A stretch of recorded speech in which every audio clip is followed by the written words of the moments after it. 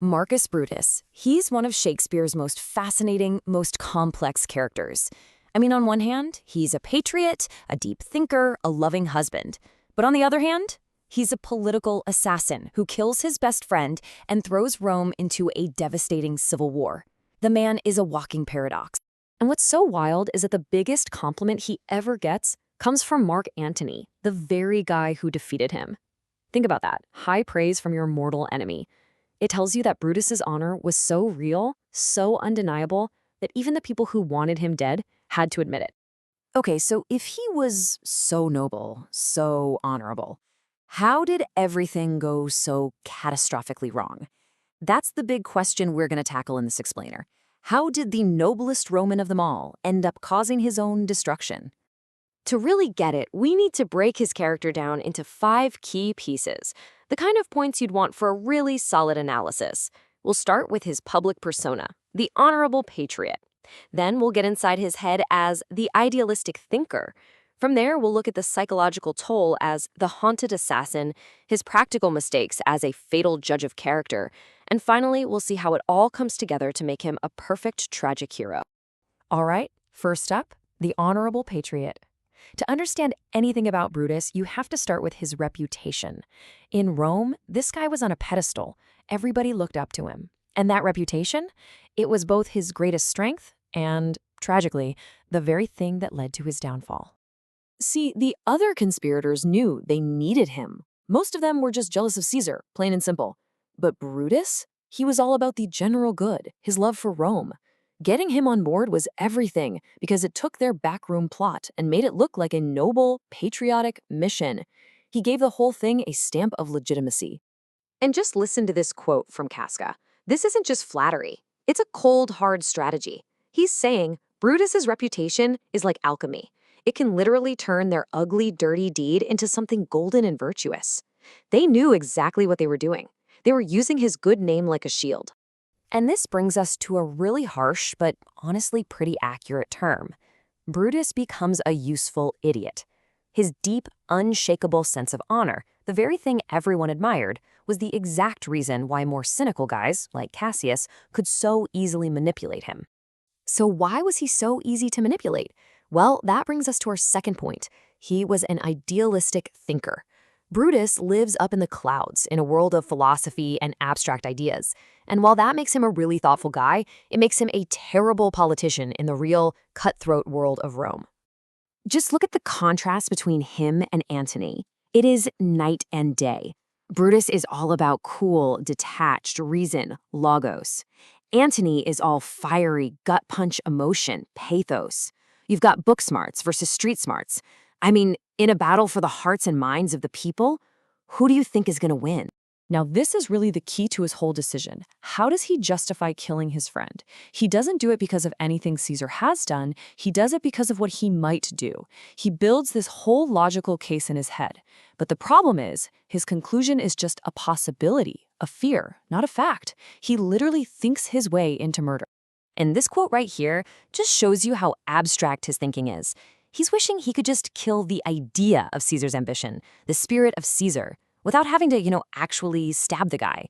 It's a noble thought, but it's completely disconnected from the bloody reality of his actions. He tries to live his life by stoicism, this philosophy of controlling your emotions and accepting fate. But he's not a machine. He's absolutely crushed by grief when his wife Portia dies. And at the very end, he chooses suicide over being captured, which is something a true Stoic would never do. It just goes to show you, underneath it all, he's still deeply human. Which brings us to what happens inside his head after the assassination. This wasn't some easy choice, and Brutus pays a massive psychological price. He becomes the haunted assassin, just tortured by what he's done. While the other conspirators seem to move on pretty quickly, Brutus is just eaten alive by guilt and what we'd call cognitive dissonance. His actions completely violated his own moral code. You can see him scrambling, trying to justify it by saying death is a benefit, or using this weirdly distant language like pity hath done this deed, as if some abstract emotion, not him, was the one who struck the blow. And eventually, all that internal torment bubbles up and takes on a physical form. The ghost of Caesar, it's not just some spooky supernatural thing. It's the personification of Brutus's own guilt. It's his conscience, literally coming back to haunt him. And you can just feel his terror in these lines. The candle flickers weirdly, a classic sign that something bad is in the room. His blood runs cold. His hair stands on end. This is way more than being scared of a ghost. It's the physical feeling of pure psychological horror. It's a man being forced to confront the monster he's become. And the ghost's response is absolutely chilling. When Brutus asks what it is, the ghost just says, "Thy evil spirit." It confirms it right there. This isn't some demon from hell. It's a reflection of the evil that Brutus himself created. It's his own soul, broken by what he did to his friend. So all this internal chaos, the idealism, the guilt, it leads directly to one disastrous decision after another in the real world. Which brings us to point 4. Brutus is a fatal judge of character. He makes a whole series of catastrophic mistakes. For anyone studying this play, these 3 mistakes are absolutely crucial. First, he totally underestimates Antony, just writes him off as a harmless party boy. Second, he gives Antony the most powerful weapon imaginable, the stage at Caesar's funeral. And third, he makes a terrible military call, deciding to march to Philippi and giving up his strategic advantage. Every single error flows directly from who he is. So what's the root cause of all these blunders? It's simple, really. It's projection. Brutus is so honorable himself that he just assumes everyone else must be too.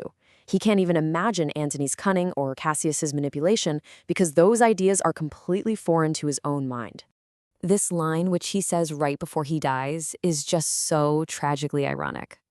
He genuinely believes that no one has ever betrayed him. He dies completely unaware that Cassius was playing him like a fiddle from the very beginning. It shows this profound, almost childlike inability to see people for who they really are. And when you put it all together, his honor, his idealism, his guilt, and his terrible judgment, what you end up with is the perfect archetype of the tragic hero. His story is the classic, textbook downfall of a noble mind. The definition fits him perfectly. He's a character of high standing, the most respected man in Rome, right? But his downfall is caused by a hamartia, a fatal flaw. And for Brutus, that flaw is his rigid idealism. It's a noble quality for sure, but in the messy real world, it's totally inflexible and leads him straight to ruin. So we're left with this one last tricky question.